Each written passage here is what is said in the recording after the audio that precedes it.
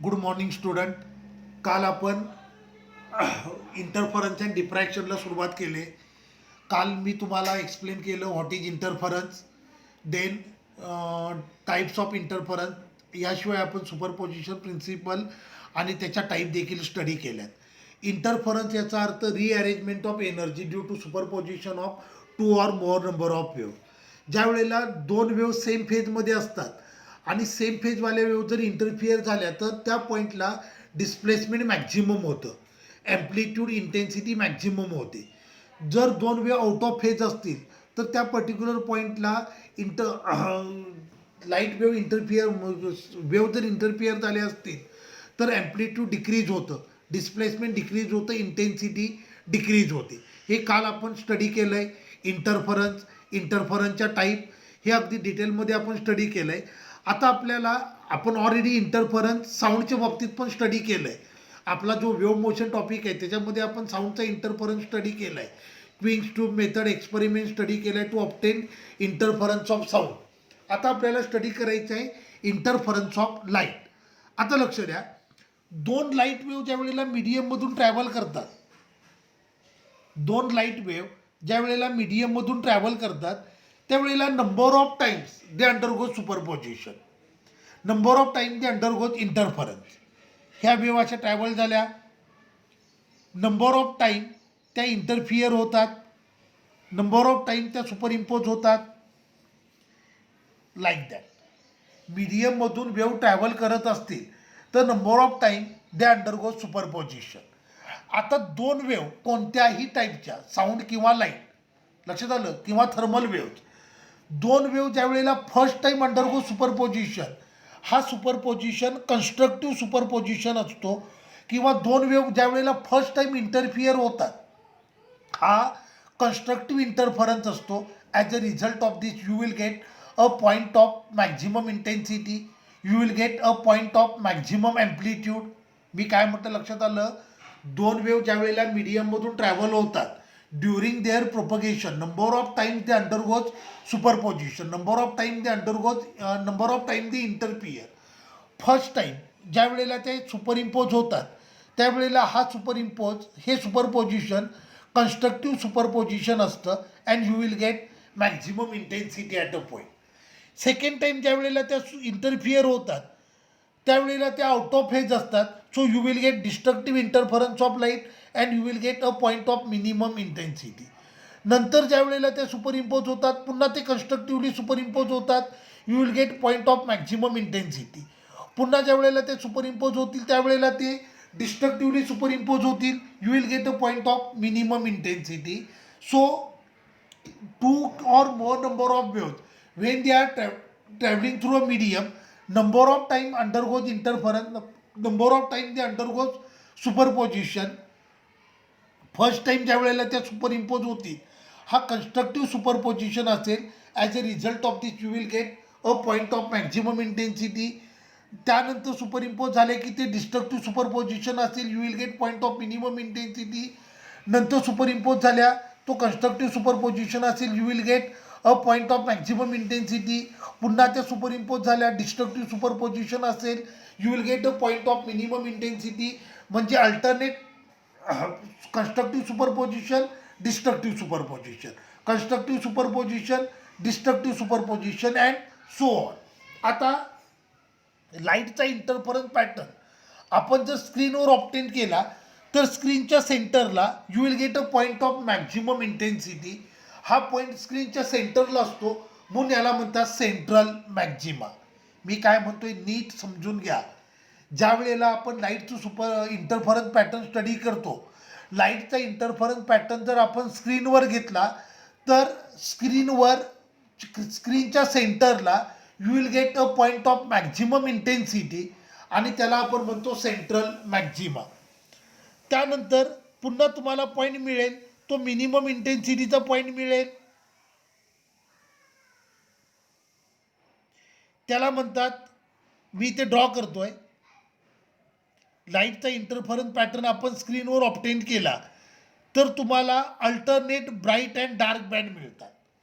जसं खिडकीतून ऊन आत आलं, खिडकीची जमिनीवर सावली पडलेली असते, तिथे बघा ब्राईट आणि डार्क पॅचेस येतात. जिथे खिडकीचा गज असतो, खिडकीचा तो बार असतो, तिथून ऊन आत येत नाही, त्यामुळे तिथे काळी सावली पडलेली असते, तिथे सावली पडलेली असते. खिडकीतनं आत आलेलं ऊन ते इमॅजिन करा. तिथे कसे alternate bright and dark band असतात. ज्या पोर्शनमधून ऊन आत येतं तिथे ब्राईट स्ट्रीप मिळते, आणि जिथून ऊन आत येत नाही, खिडकीचा बार असतो, तिथून ऊन आत येत नाही, तिथे तुम्हाला डार्क शॅडो मिळते. इंटरफरन्स पॅटर्न तसाच असतो. लाईटचा इंटरफरन्स पॅटर्न जर आपण स्क्रीनवर ऑब्टेन केला on screen, you will get alternate bright and dark band. Okay. आता इथे नोटबुकचा जो कलर आहे त्याला आपण ब्राईट बँड कन्सिडर करूयात, आणि पेनचा कलर आहे त्याला डार्क बँड कन्सिडर करूयात.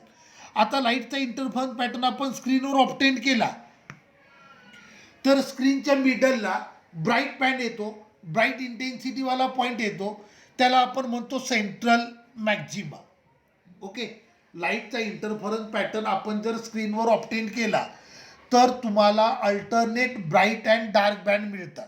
मी इथे इंटरफरन्स पॅटर्न ड्रॉ केला आहे ज्याच्यामध्ये alternate bright and dark band आले. नोटबुकचा कलर म्हणजे ब्राईट बँड आहे असं सपोज करा, तर पेन जिथे मी ब्लॅक पेननं लिहिलं आहे तो डार्क बँड आहे. बरोबर आहे.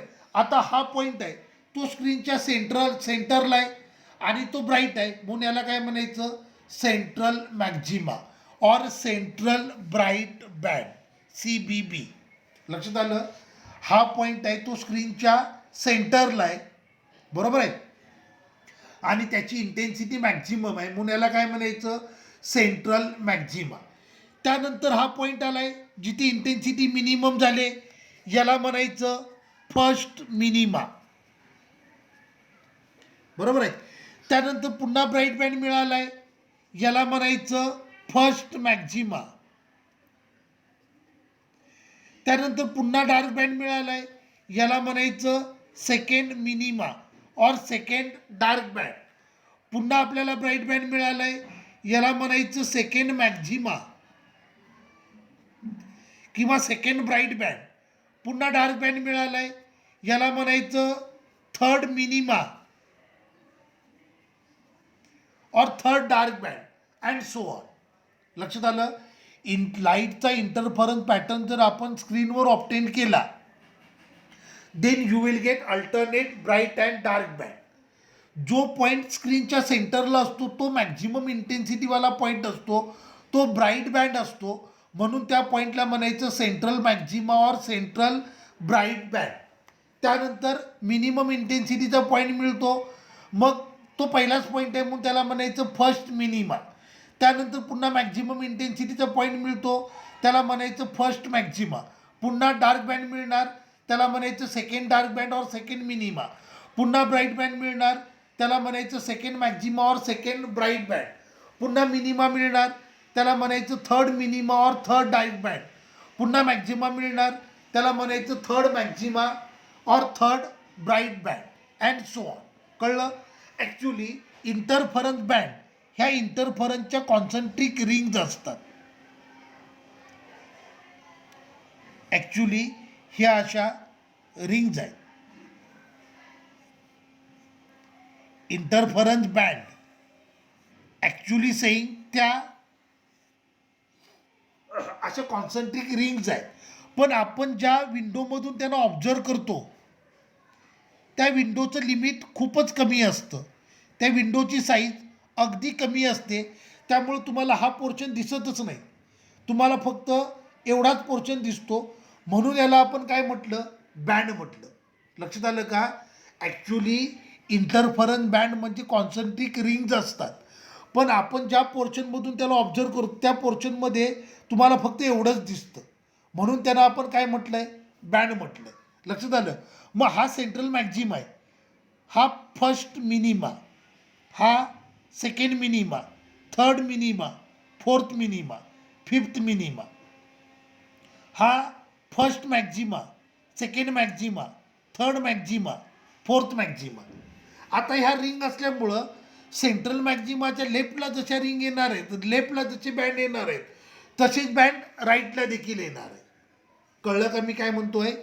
ॲक्च्युली इंटरफरन्स बँड म्हणजे ह्या कॉन्सन्ट्रिक रिंग्ज असतात, पण आपण ज्या विंडोमधून त्यांना ऑब्झर्व करतो त्या विंडोची साईज अगदी कमी असते, त्यामुळे तुम्हाला कंप्लीट रिंग दिसत नाही, तर त्या रिंगचा थोडासाच पोर्शन दिसतोय, म्हणून आपण यांना काय म्हटलं, बँड म्हटलं.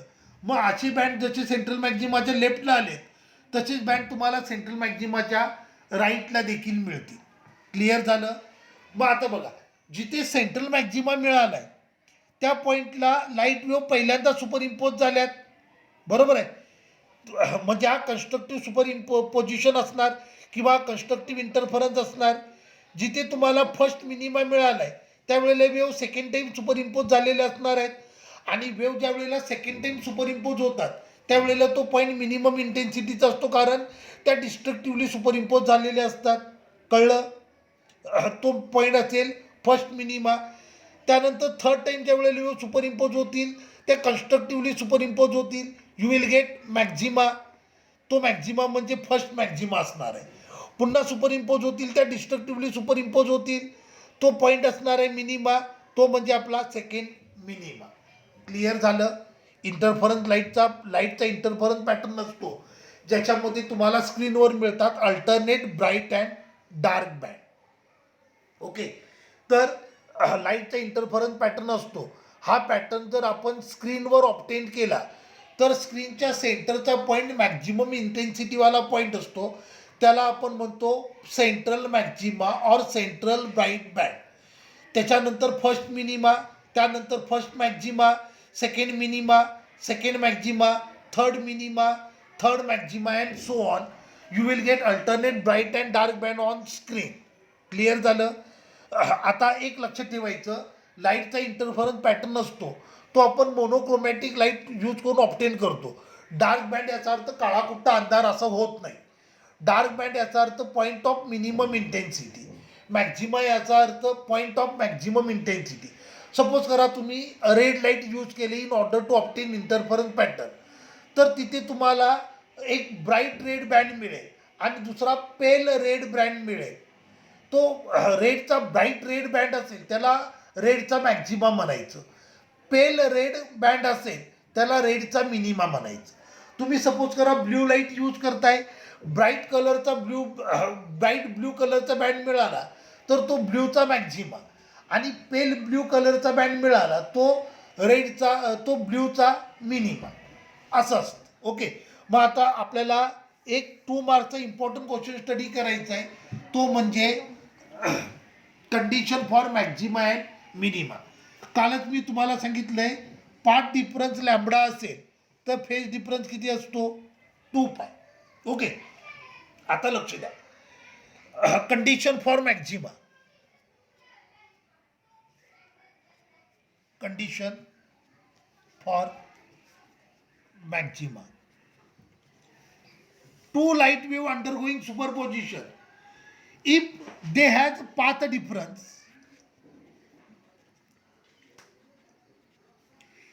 2 light waves undergoing superposition, if that waves have path difference lambda 0, lambda 2 lambda 3 lambda dash dash dash n lambda, 2 waves undergoing superposition has path difference 0, lambda 2 lambda 3 lambda dash dash dash n lambda, then you will get maxima on screen. 2 wave superimpose होत आहेत.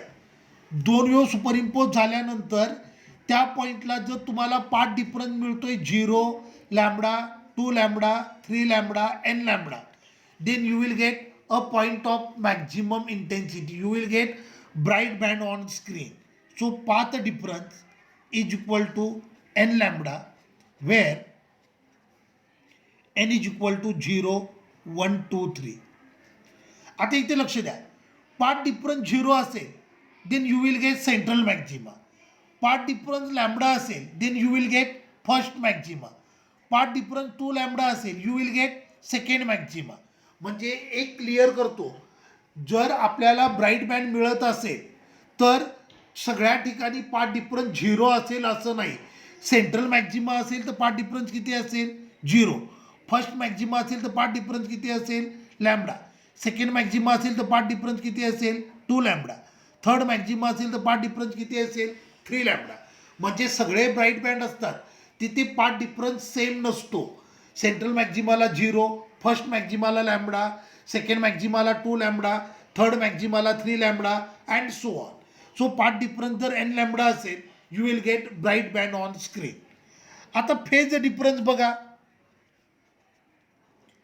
आता path difference 0 असेल तर phase difference पण 0 राहणार. Path difference lambda असेल तर phase difference येणार 2 पाय.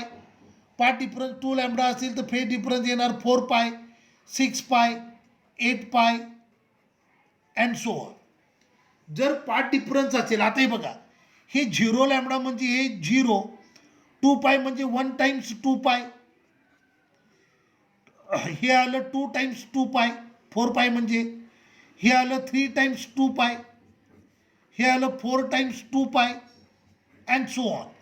म्हणजे जर फेज डिफरन्स असेल n टाइम्स 2 पाय, where n is equal to 0, 1, 2, 3. If phase difference is whole number multiple of 2 pi, then you will get maxima on screen. पुन्हा एकदा क्लिअर करतो. जर फेज डिफरन्स 0 असेल तर तो कोणता पॉईंट असेल? Central maxima.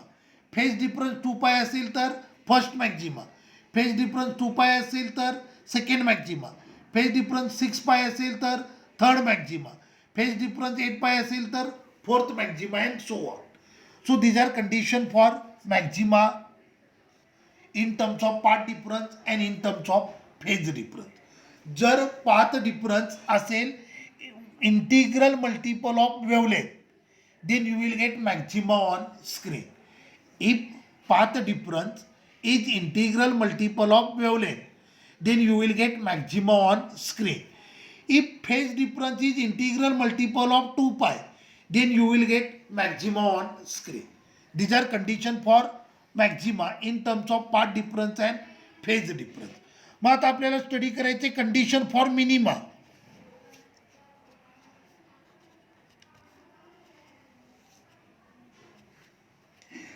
जर एखाद्या पॉइंटला पाथ डिफरन्स येत असेल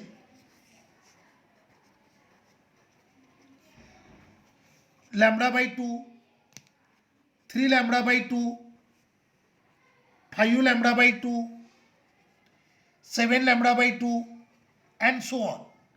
आता हे लॅम्बडा बाय 2 म्हणजे 1 टाइम्स लॅम्बडा बाय 2, हे आलं 3 टाइम्स लॅम्बडा बाय 2, हे आलं 5 टाइम्स लॅम्बडा बाय 2, हे आलं 7 times lambda by 2 and so on. That is जर पाथ डिफरन्स असेल odd multiple of half the wavelength. जर पाथ डिफरन्स असेल, बघा हे नंबर काय आलेत 1, 3, 5, 7, 9 असं येणार ना.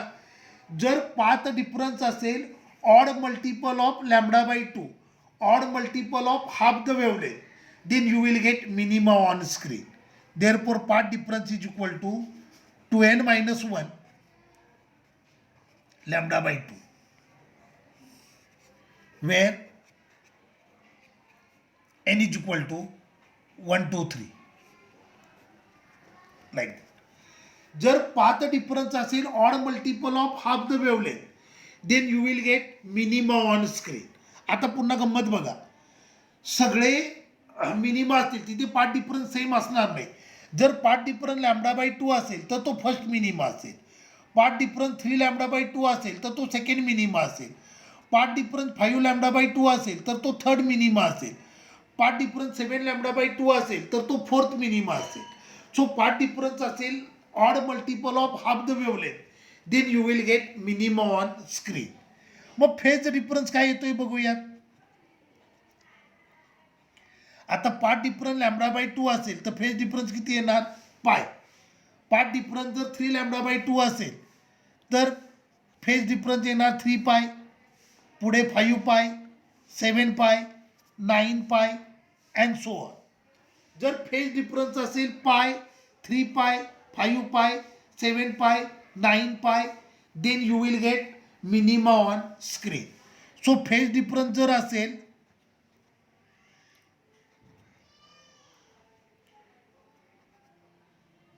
2n minus 1 into pi, then you will get minima on screen.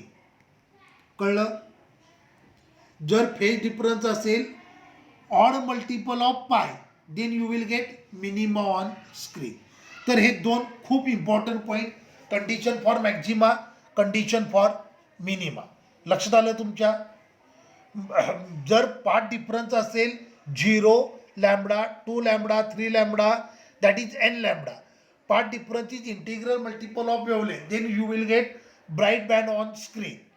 If path difference असेल 0 2 पाय 4 पाय 6 pi 8 pi, that is if path difference is integral multiple of 2 pi, then you will get maxima on screen.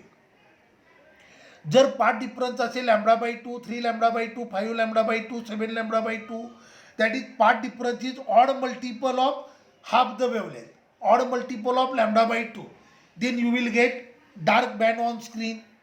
If phase difference असेल पाय 3 पाय 5 पाय 7 pi 9 pi, that is phase difference is odd multiple of pi, then you will get minima on screen. Clear झालं? These are condition for maxima and minima.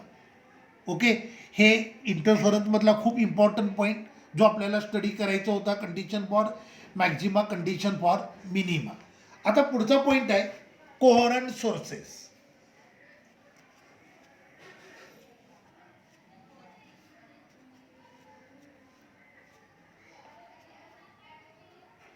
कोहरंट sources. Two sources of light are said to be coherent if they are derived from same parent source emitting a light having constant frequency or wavelength having either zero or constant phase difference are called as coherent sources. Two sources of light are said to be coherent if they are emitting a light having constant wavelength or frequency having either zero or constant phase difference are called as coherent sources. दोन source ज्यांना same parent source पासून derive केलंय, जे light emit करतायत त्या लाईटची frequency and wavelength constant आहे, बरोबर आहे. आणि ज्या लाईट इमिट झाल्या त्या लाईटचा फेज डिफरन्स एकतर कॉन्स्टंट आहे फॉर एव्हर किंवा झिरो तरी आहे. असे जे लाईटचे सोर्स असतात त्यांना म्हणायचं कोहरंट सोर्स. मग आता डायग्राम बघा, माझ्याकडे हा पॉईंट सोर्स एस आहे. इथे मी एक बोर्ड प्लेस केला आहे. ह्या बोर्डला मी दोन होल केलेत, दोन पिन होल आहेत. अकॉर्डिंग टू हायजीन सोर्स, हे अकॉर्डिंग टू हायजीन प्रिन्सिपल हे दोन सोर्स सेकंडरी सोर्स म्हणून ॲक्ट होतील. आता तुम्ही समोरच्या साईडनं जर बघत असाल तर तुम्हाला हा बोर्ड आहे त्यामुळे तुम्हाला सोर्स दिसणार नाही. तुम्हाला लाईट पिन होल S1 आणि पिन होल S2 मधून आल्यासारखी वाटेल. म्हणजे with respect to original source हे दोन सेकंडरी सोर्स झाले, बरोबर आहे. आता हे दोन सेकंडरी सोर्स ओरिजिनल सोर्सपासून इक्वी डिस्टन्स आहे.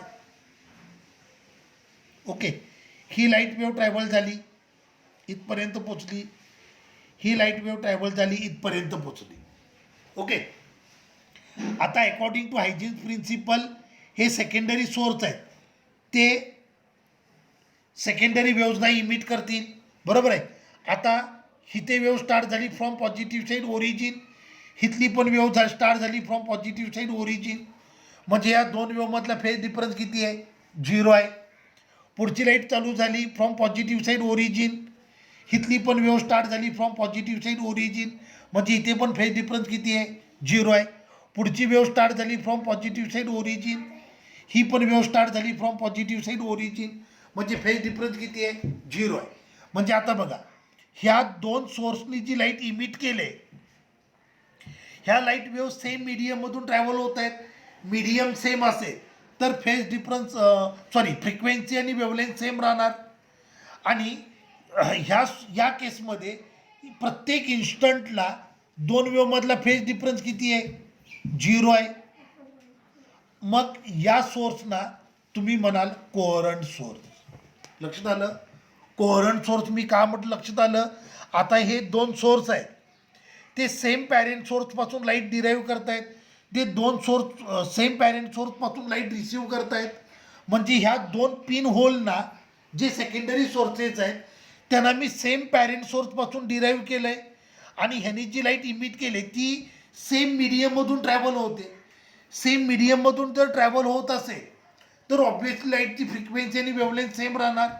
आता या केसमध्ये हे दोन पॅरेंट सोर्स आहेत, त्यांच्यामध्ये प्रत्येक इन्स्टंटला फेज डिफरन्स 0 राहू लागलाय. मग या दोन पिन होलना आपण म्हणायचं कोहरंट सोर्स. लक्षात आलं? किंवा हा डायग्राम बघा,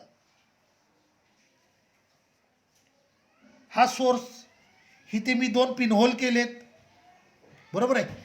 आता लाईट वेव्ह इथे रिसिव्ह झाल्या,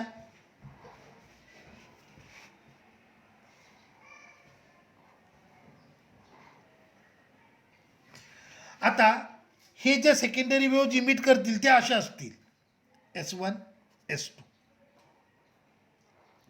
ही वेव्ह झाली तर याची वेव्ह अशी येणार, म्हणजे या दोन वेव्हमध्ये फेज डिफरन्स किती आला? पाय आला. पुढची वेव्ह अशी असणार तर याची पुढची वेव्ह अशी असणार, पुन्हा फेज डिफरन्स किती राहिला? पाय राहिला. याची पुढची वेव्ह अशी असणार, याची पुढची वेव्ह अशी असणार, इथे फेज डिफरन्स किती राहिला? पाय राहिला. मग हे देखील कोहरंट सोर्स झाले, कारण ह्यांच्यामध्ये फेज डिफरन्स अदर दॅन 0 आहे, पण प्रत्येक इन्स्टंटला तो कसा आहे? कॉन्स्टंट आहे. तर यांनाही तुम्ही कोहरंट सोर्स म्हणाल. दोन सोर्सना कोहरंट सोर्स म्हणण्यासाठी ही कंडिशन नाही आहे की त्यांची फेज 0 असायला पाहिजे, त्यांच्यातला फेज डिफरन्स 0 असायला पाहिजे. तो अदर दॅन 0 असला तरी चालेल, जे या केसमध्ये आहे. अदर दॅन 0 असला तरी चालेल, पण प्रत्येक इन्स्टंटला कसा पाहिजे? कॉन्स्टंट पाहिजे. मग त्यांना म्हणायचं coherent source. Two sources of light are said to be coherent if they are derived a light having constant frequency and wavelength having either 0 or constant phase difference. लक्षात आलं?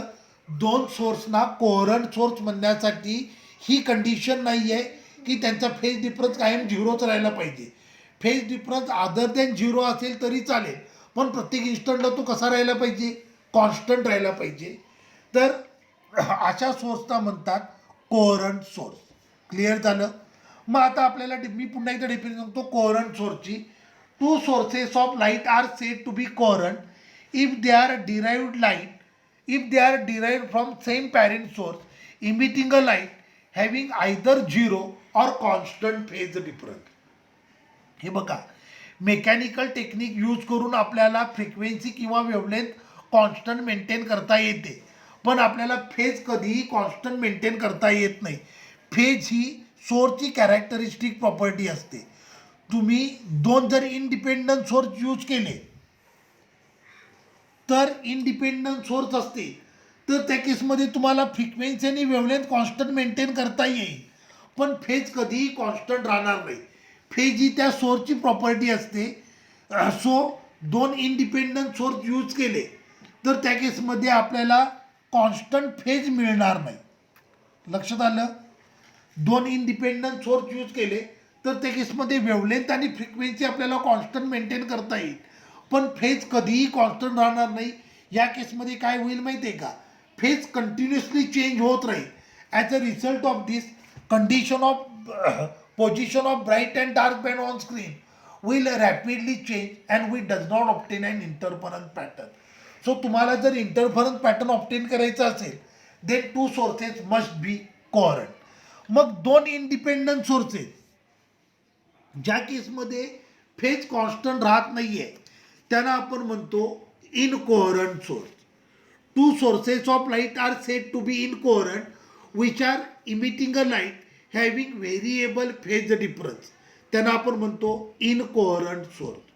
कोहरंट सोर्स म्हणजे आता सगळ्यांच्या लक्षात आलं, कोहरंट सोर्स म्हणजे जे सोर्स अशी लाईट इमिट करतायत की ज्याच्यामध्ये फेज डिफरन्स एकतर 0 आहे किंवा तो कॉन्स्टंट आहे. अदर दॅन 0 पण चालेल, पण तो फॉर एव्हर कसा राहायला पाहिजे? कॉन्स्टंट राहायला पाहिजे. अशा सोर्सना म्हणतात कोहरंट सोर्स. तर इनकोहरंट सोर्स म्हणजे two sources of light emitting variable light of variable phase difference. Clear झालं? तर हे दोन खूप important point. Condition for maxima and minima, coherent source, incoherent source. लक्षात आलं? आता याच्या पुढचा पॉईंट आहे तो आपण नेक्स्ट लेक्चरमध्ये स्टडी करूयात.